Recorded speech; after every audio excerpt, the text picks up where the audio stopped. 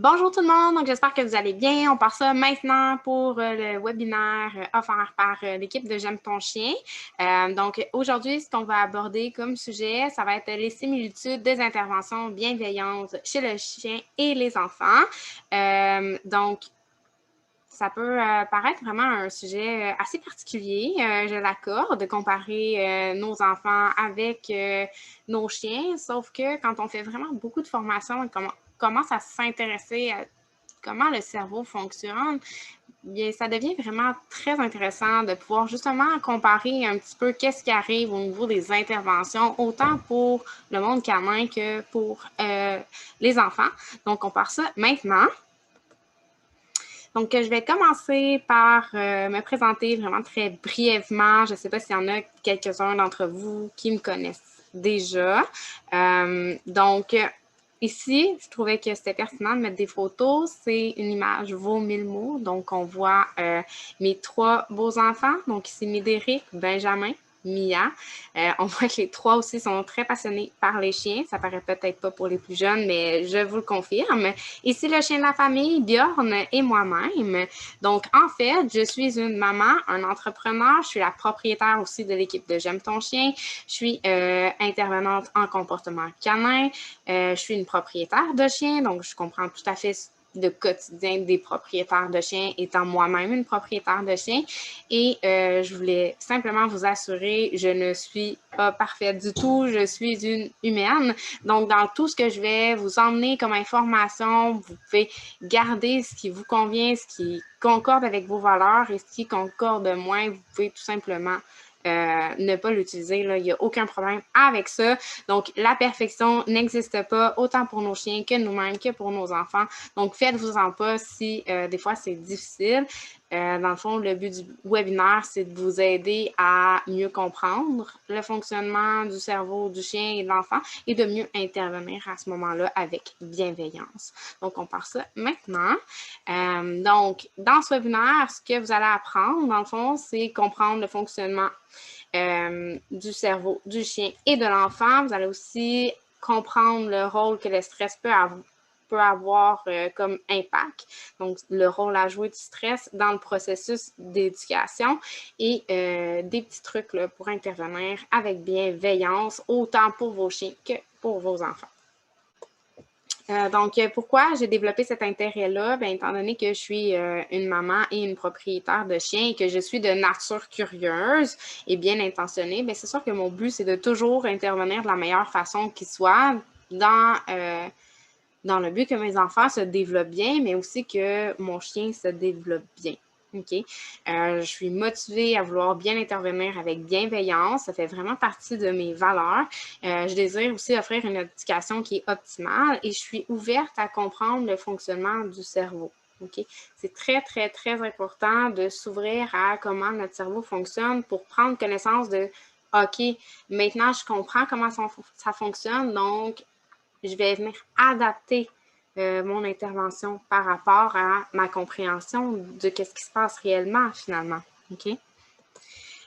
Donc ici, je trouvais que c'est important de faire comprendre que l'éducation est en évolution constante. Oui, effectivement, dans le temps des années 1960, il y avait pas nécessairement la même méthode éducative. Est-ce qu'elle était plus éthique? Absolument pas. Est-ce qu'elle était mieux pour les enfants?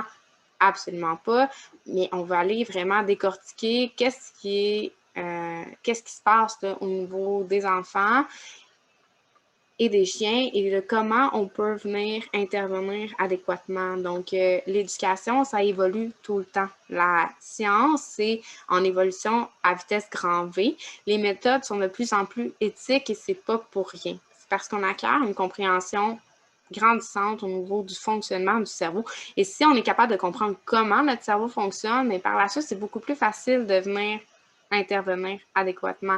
L'éducation, est-ce que c'est seulement destiné aux enfants? Absolument pas. On veut éduquer aussi nos chiens à devenir des bons citoyens canins. OK? Donc, les séances sur lesquelles je m'appuie pour faire ce webinaire-là, il va y avoir l'éthologie, la psychologie, la neuroscience et la psychoéducation. Donc, je suis quelqu'un qui aime vraiment beaucoup faire de formation. Je suis une petite éponge qui veut vraiment connaître beaucoup de choses. J'ai pas la science infuse, mais je cherche vraiment toujours à m'améliorer en tant qu'individu. Donc, à ce moment-là, ben, j'aime vraiment aller chercher là, à la source mes informations. Donc, je fais vraiment beaucoup de formations par rapport à tous ces domaines-là.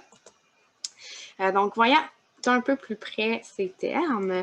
Donc, qu'est-ce que l'éthologie? L'éthologie, c'est l'étude du comportement des espèces animales. Donc, on va vraiment aller étudier là, les comportements animaux. Donc, tout ce qui touche de près ou de loin aux animaux et au comportement des animaux, ça va être vraiment la partie qui est éthologie. Ensuite, qu'est-ce que la psychologie? Donc, la psychologie, c'est une discipline qui vise la connaissance des activités mentales et des comportements en fonction des conditions de l'environnement. Donc, ensuite, qu'est-ce que la neuroscience? Bien, la neuroscience sont les études scientifiques du système nerveux, tant du point de vue de sa structure que de son fonctionnement, depuis l'échelle moléculaire jusqu'au niveau des organes comme le cerveau, voire de l'organisme tout entier. Donc, la neuroscience, ça touche vraiment à tout ce qui fait partie du système nerveux, finalement. Donc, et tout ce qui est au niveau des neurones aussi, là, donc ça va chercher vraiment encore plus loin les sources d'informations sur qu'est-ce qui se passe réellement au niveau du cerveau. Finalement, qu'est-ce qu'un psychoéducateur? Bien, le psychoéducateur offre des services d'évaluation, de consultation, d'intervention préventive et de rééducation préventive aux personnes qui éprouvent des difficultés d'adaptation psychosociale. Donc, autant que ça peut être pour des enfants que pour des malades chroniques, que ça pourrait être aussi pour les personnes âgées, les itinérants, donc, etc., etc., etc. Donc, ils ont vraiment une bonne connaissance de comment bien intervenir auprès de certains individus qui ont de la difficulté.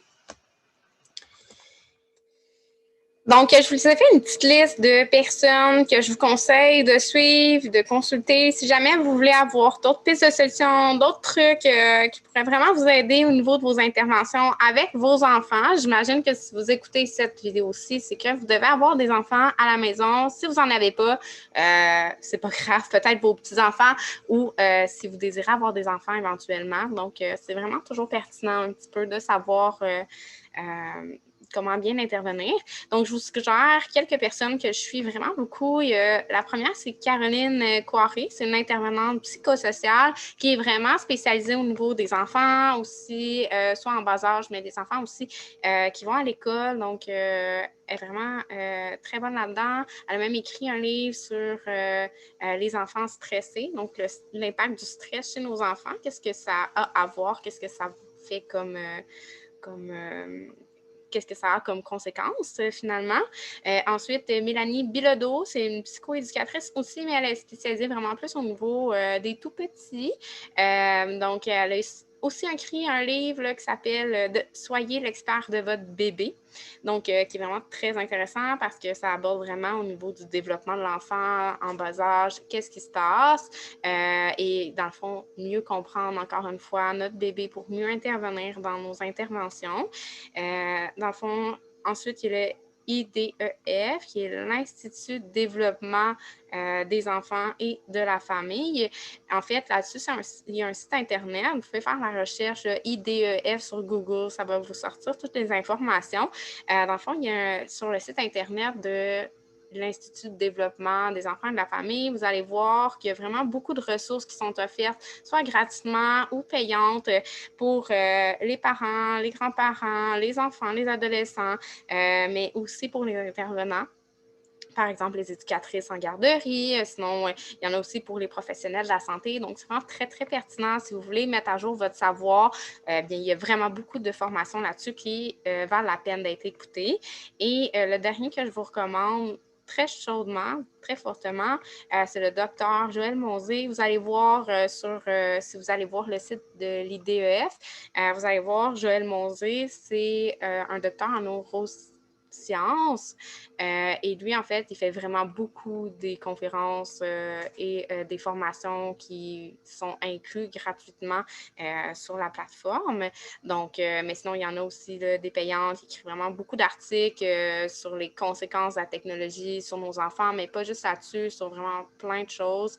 Donc, c'est vraiment très, très, très, très bonne personne à suivre pour vraiment s'enrichir de son savoir. Donc, voilà pour les personnes ressources là, que je vous recommande chaudement si jamais vous voulez pousser plus loin vos informations. Donc, c'est vraiment un buffet ouvert. Vous prenez ce que vous voulez dans l'information que je vous donne. Vous faites ce qui convient à votre style de vie et votre style de personnalité aussi, là, évidemment. Donc, c'est parti!